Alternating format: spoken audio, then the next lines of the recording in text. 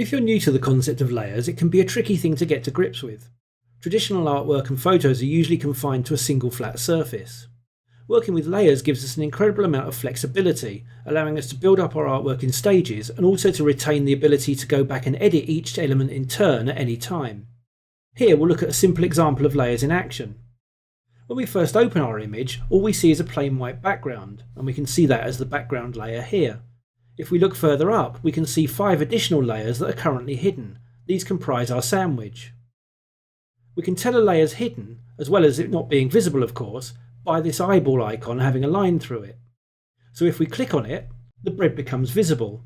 We can see behind it of course because only the bread is taking up the space of the layer, and we can see behind it we've got this checkerboard pattern which denotes transparent pixels.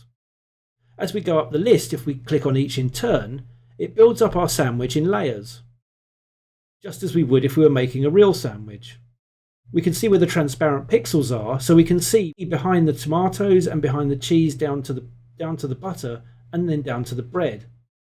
If we add this top slice, it covers everything up. Let's hide the top slice again, and we'll see how we can turn off layers out of turn to turn off particular components of the artwork. For instance, we can turn off the cheese and we can still see the tomato and the butter.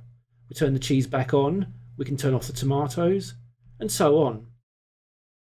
Let's turn the top slice back on. If we click and drag down this column here, it turns off all our layers in turn. And again, if we go back up again, they return. If we want to see a particular layer isolated from the rest, we hold down the Option key on Mac or the Alt key on PC and click its eyeball, and everything but this layer disappears. This is useful if we need to look at a particular layer in our artwork, especially when we've got many layers. And if we click it again, everything returns. And that's the basics of how layers are used. As we progress through the chapter, we'll be looking at other types of layer and how they can be made to interact with each other to create our images.